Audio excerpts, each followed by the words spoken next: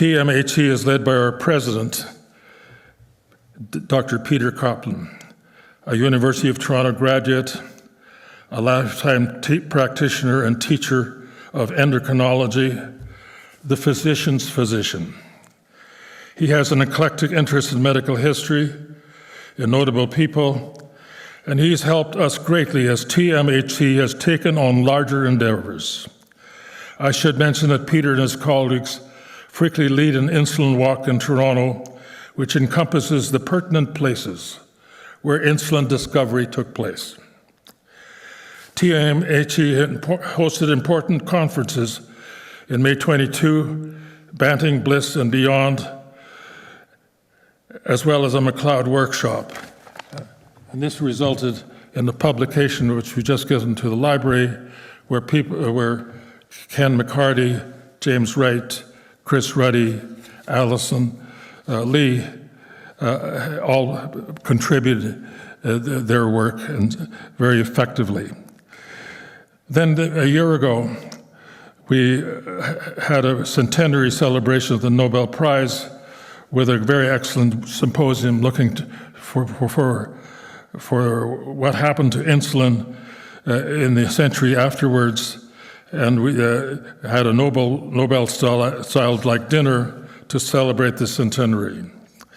So we've done lots through TMHC, but we couldn't have done that without Peter Kopplin, and I asked him to come forward and to address the audience. Peter's going to speak on 100 years of the Toronto Medical Historical Club.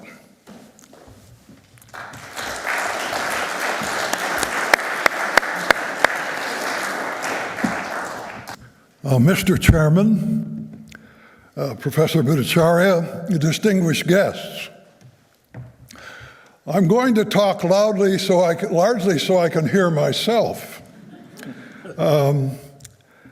I realize coming here today to speak proudly of our 100 years is a bit presumptuous, as I'm surrounded by several centuries of history. Nevertheless, I'm going to give it a go. What I propose to do is to introduce you to three club members at different times and try to integrate why I think the club has survived. This may be the only talk this afternoon that doesn't mention insulin.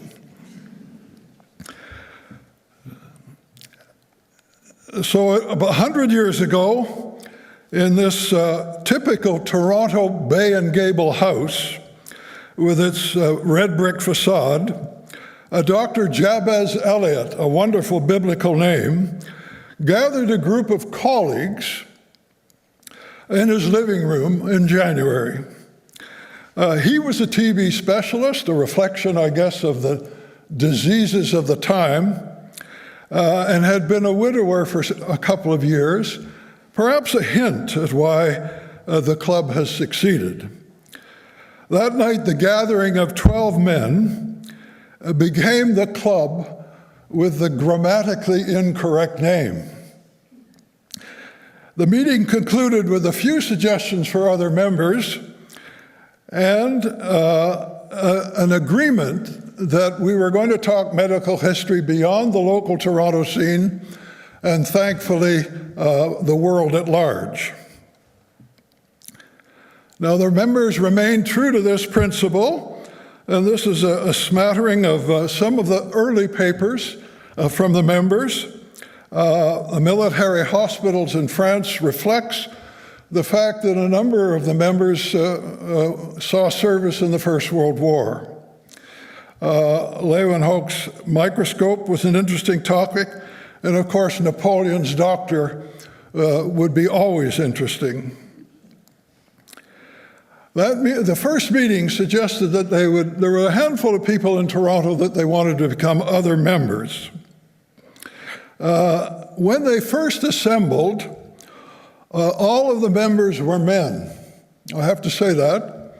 However, all of them weren't physicians, and they weren't all Canadians. There was a Welsh philosopher, an Englishman who'd given up his baronetcy to go to Australia, California, and eventually Toronto, and an archaeologist from Ireland who also was a philosopher, but originally had some medical training. There was a biochemist from Lancashire. At this inaugural meeting, one of the suggested members that they cast about for Toronto for suggested members was Frederick Banting.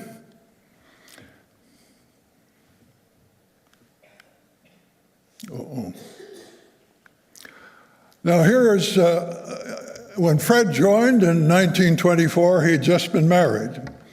As a result, he met one of the key criteria for belonging to the club. You had to have a living room or a parlor or a sitting room to entertain the members, and probably he needed a little help from a partner who could make tea and coffee and maybe a bun as well. So I always think this is a wonderful picture of the time in 1924. One might ask, why did he choose to be a member of this funny little club? To speculate on that, you must remember that he came to university to be a Methodist minister right off the farm. He has, as they say, he still had dirt on his boots, as they say. After a year of attempting this study of ministry, he saw better and decided to go into medicine and eventually graduated from the University of Toronto. Now, in 1924, his research success was bringing him into contact with very sophisticated and culturally superior men and women from Europe and North America. He wanted to expand his intellectual range.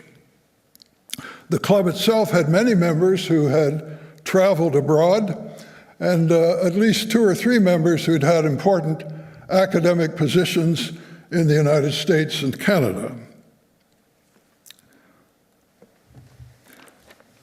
In addition, as you've already seen, the backdrop to the symposium is a Banting painting. Banting also became friends with a group perhaps better known in Canada than here in Scotland. They were the Group of 7, well known to be painting Canadian landscape. And this picture is one of Fred to your right, and to your left is A.Y. Jackson, one of the prominent members of the Group of 7. This is another example of Fred's painting. I can have a little story I won't tell tonight, but over dinner I can tell a story about this painting. You can see this is a typical landscape of Ontario, really. One of the questions I've posed about the club to myself is whether the mixture of members gave fruit to common cause. For example, joining the club in 1943 was one Thomas Forsyth McElraith. Now, I felt he was the first professor of anthropology in a Canadian university.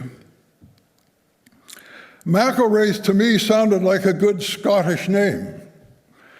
And indeed, his grandfather, also Thomas, was a weaver from Newton-on-Ayr.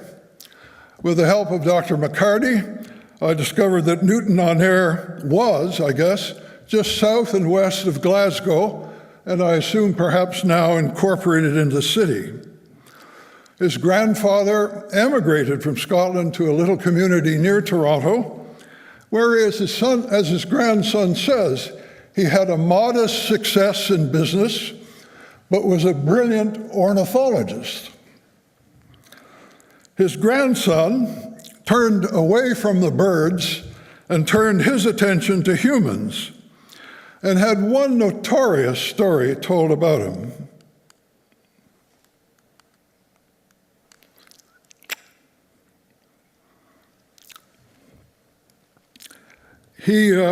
with his new fledgling department, he recruited to join a man with a sort of film-sounding name, Rio Fortune. That is Rio Fortune on your right. His reputation was perhaps not as strong as his wife, who was Margaret Mead, the famous anthropologist of the Southern Pacific cultures. That's Margaret in the center, and to the left is a Mr. Bateson, another anthropologist. All seems sweetness and light in this picture, except by the time Mr. Fortune landed in Toronto, he had divorced Margaret, and Margaret had married Mr. Bateson on the right. So those were happier times.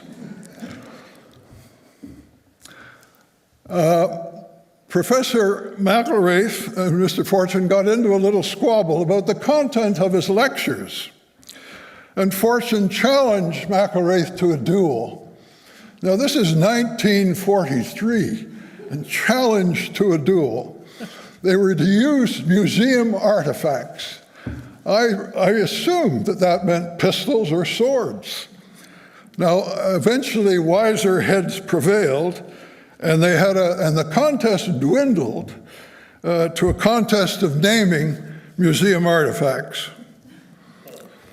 Now, I can happily report that Professor McElraith turned out to be a good source for cross-fertilization. He collaborated with a radiologist, and they did two papers on the indigenous people of Canada's Pacific Northwest. More in keeping with his anthropology skills, he also did a study with one of the obstetricians on staff where they looked at the bones, the skulls and pelvic shapes of different ethnic groups in order to see if this had any implications for labor and delivery. Now, Professor McElraith was part of the turnover of a membership. As World War II came on, the pioneering members succumbed to the ravages of age. With the new membership came the first stirrings of the club looking beyond the living room. In 1949, the idea of honoring Canada's most famous physician, Sir William Osler,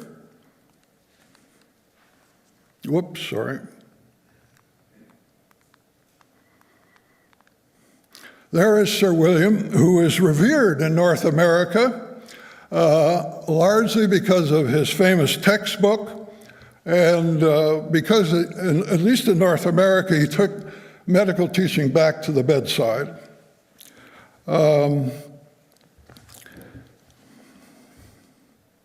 So in 1949, as I said, the group began to see if they could honor him.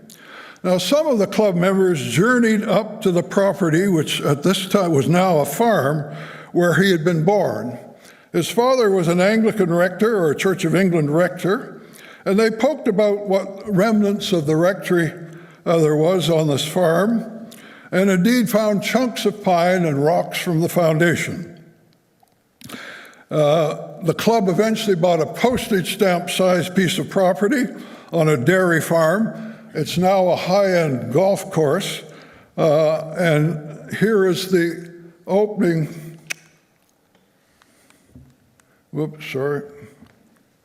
There's the opening ceremony, much like today, on the birthday of William Osler, July the 12th. That was a very hot summer day. I wasn't there, but a very hot summer day. Now, the rocks of the cairn are said to come from those foundation rocks that they found. Wanted to move on there. Now, that's a slightly better and colored picture of the cairn. Now, while cairn-like structures date back thousands of years, I understand that the modern word cairn comes from the Scottish Gaelic, and there's a rich history of cairns in Scotland. There's also a history of cairn-like structures in Canada, and unlike most, and here, I hope I can get this one.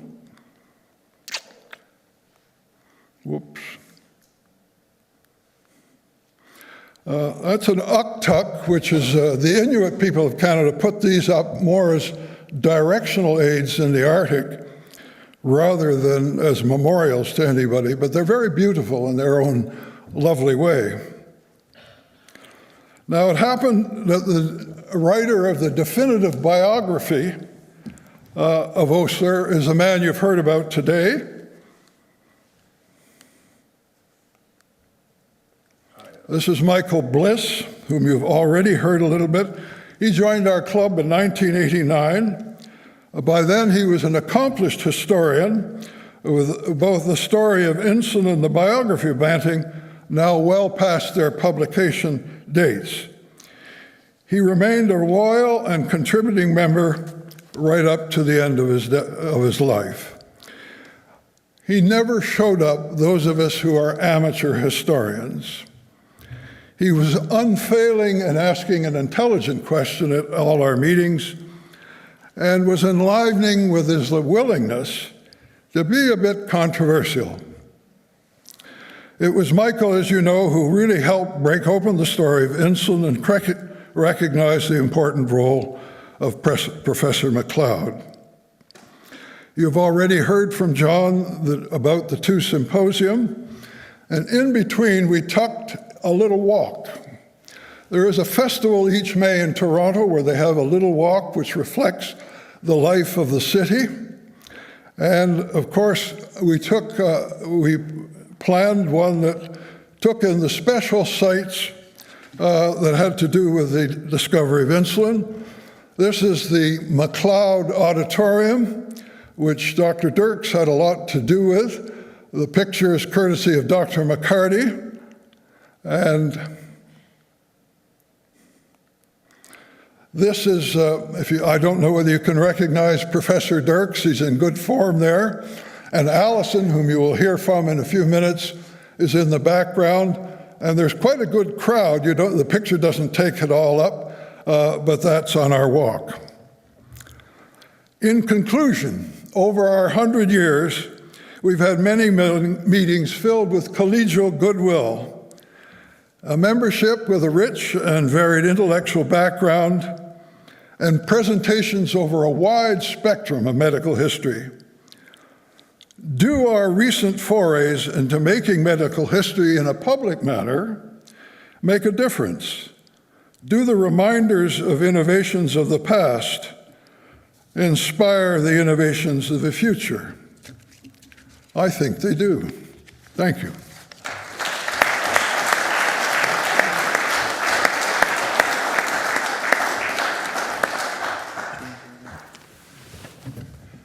Thank you very much, Peter. Peter is the kind of calming physician that every patient looks for. While putting his hand on the patient already, it has a calming influence and is half the treatment. So he's such a pleasure to have, and every organization that looks for a diplomatic, wise leader should follow his example. I want to say something about Michael Bliss, too, because not only is Michael Bliss missed in Canada for being such an outstanding international medical historian and such a mentor of key people that are speaking in their PhD fellowships, but he also was a public intellectual in Canada. And he's missed greatly in the public frame as he is in medical history. Our political situation in Canada is a little complex right now, and there are many things that the country feels is not exactly the way it should be. Michael would be the first one unabashedly to state his frank opinion, and he wouldn't have any worries about being criticized, or somebody would say, enough of Bliss. He was very successful in print and on the media, so he had that other part of him that is missed as much as the insulin story, if I could say that at a time when we're celebrating. But thank you, Peter.